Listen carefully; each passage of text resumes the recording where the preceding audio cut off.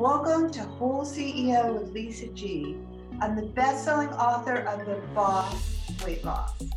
I'm bringing you the top tips to be unstoppable. This is a once-in-a-lifetime opportunity to actually pull up a chair with today's top experts in mindset, weight loss, business, and more.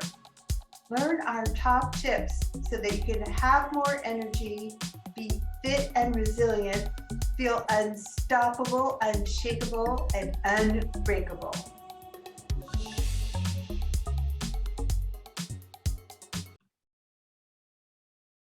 He's an international keynote speaker, award-winning host for NBC, competitor on the Emmy-nominated American Ninja Warrior, and author of the book Fail Proof: Become the Unstoppable You. Alex Glover, welcome.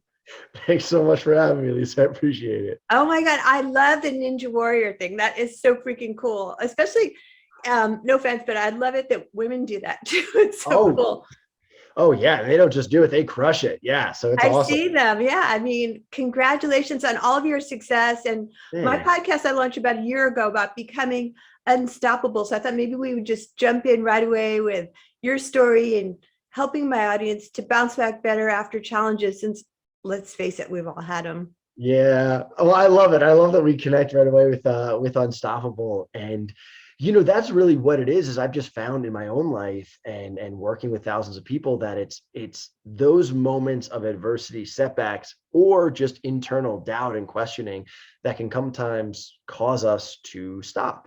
Right. And really, it is as simple as the people who keep going, growing, and getting better get to goals. Right. And the people who stop don't. So then it just comes down to, how do we make sure that we keep going and that we don't stop? Right. So in order to get unstuck and be unstoppable, we got to start where we're stopped.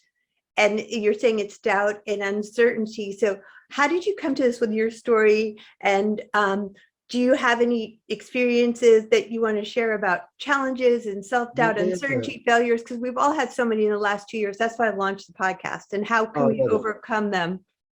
And I'm right there with you. I mean, 2020 knocked me on my booty. I tried to get up and it was like, nah, why don't you hang out down there for a little bit? Right. And that's, it's an experience. And these have happened throughout my life where it's ones where, I don't want them.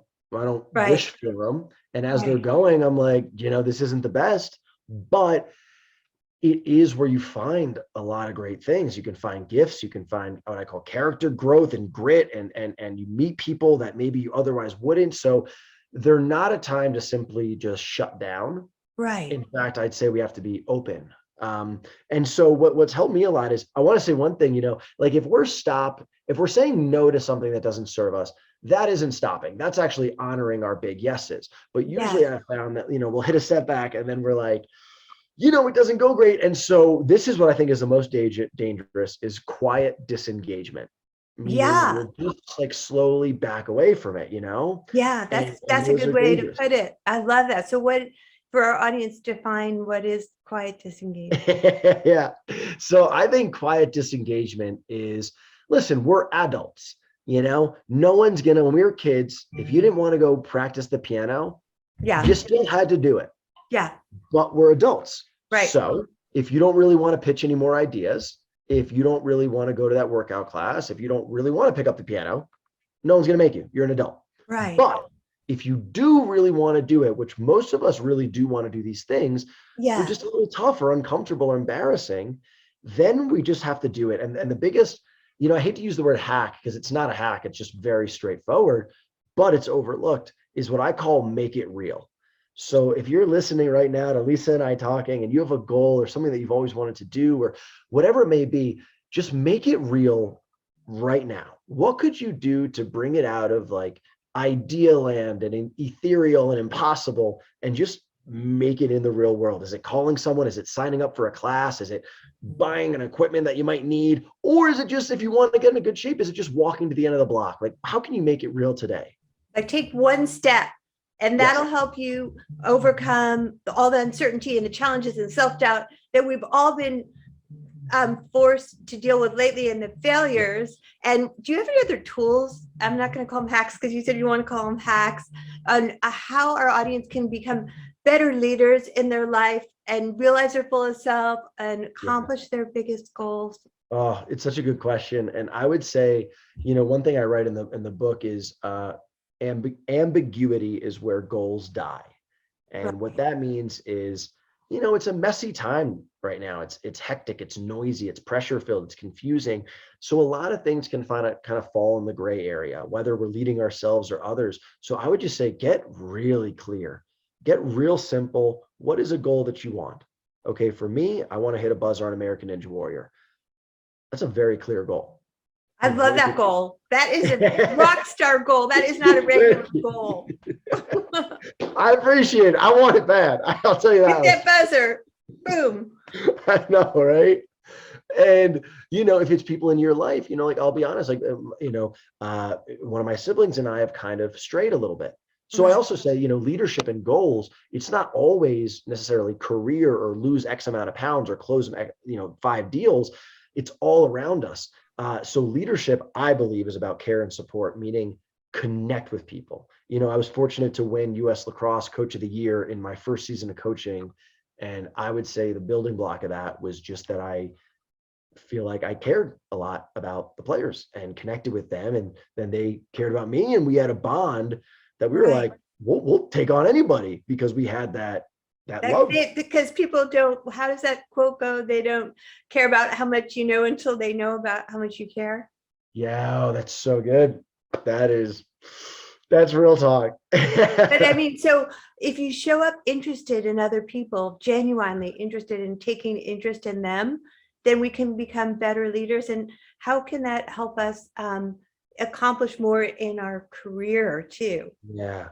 I feel like with Lisa, with what we do, we work with a lot of different people. And, one question that I'll often ask people if I'm going to be working with them for a while is like, what are your goals? What do you want? And what do you like about this job? What do you not like about this job? And it doesn't mean it's all going to align, but it also just helps us because I think sometimes we feel like we're going to ruffle feathers, or it's going to, we're going to shoot ourselves in the foot, or we're going to disapprove. So we kind of hide these things versus if we're just honest and open with them and we know, okay, this person wants to work with us for a year, but they have other aspirations. All right, well, let's make this year the best for them and us together before we do go off in different ways. So I just think having that clarity and actually connecting goes such a long way. So clarity, connecting, cultivating relationships and providing value of actually reverse engineering goals is really important too, isn't it?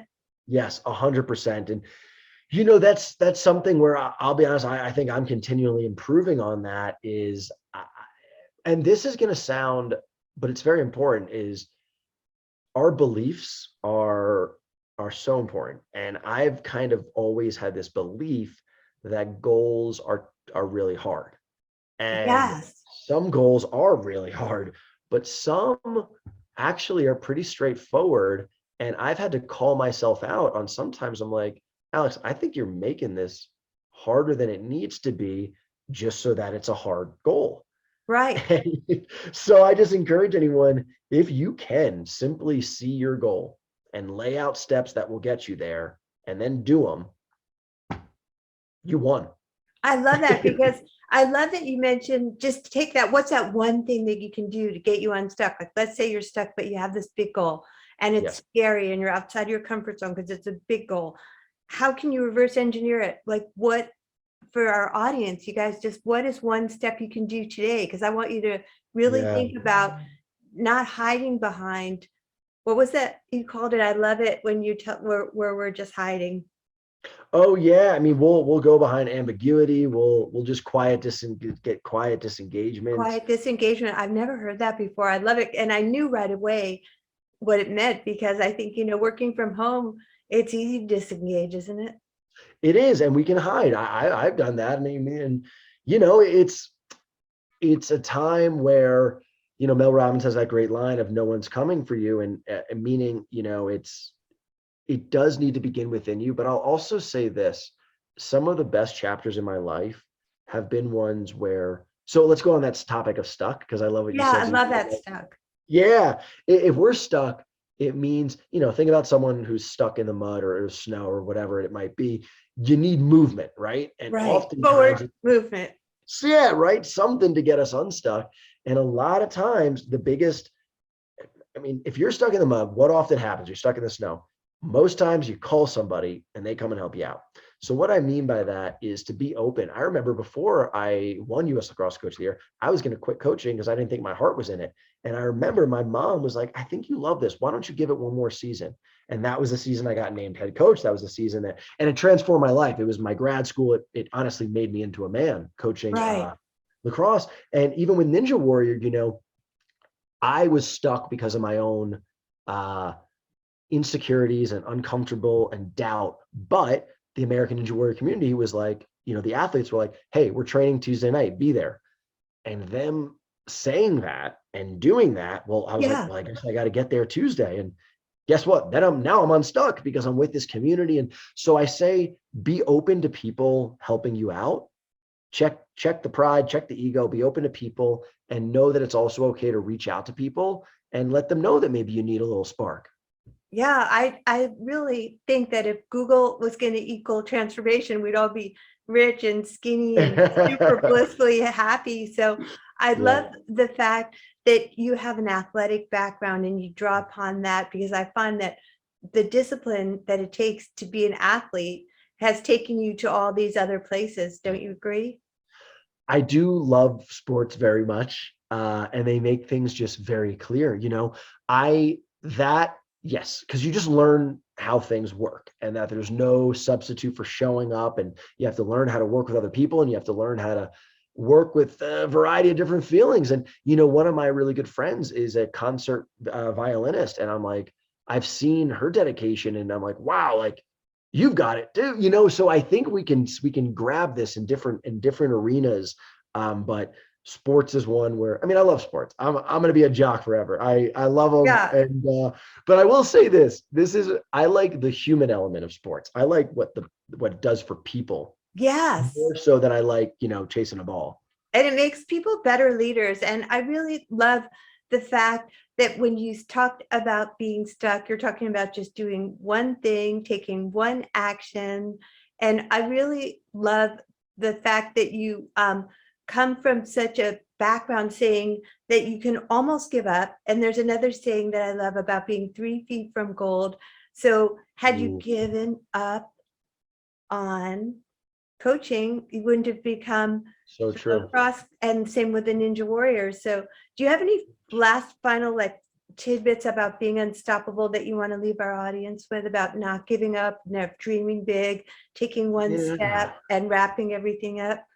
I love that. I really think you nailed it there, because now my mind is kind of going through my different chapters of, before winning an award hosting for NBC, I thought I was going to lose my job because I was struggling on the obstacles. And so it's to your point of, we just don't know if we push through that point, what other great things would be there. So I just encourage anyone, if you set forth a goal and it means something to you and it fires you up, don't let a temporary setback or a temporary uncomfortable moment rob you of something that might be lifelong and mean something to you forever.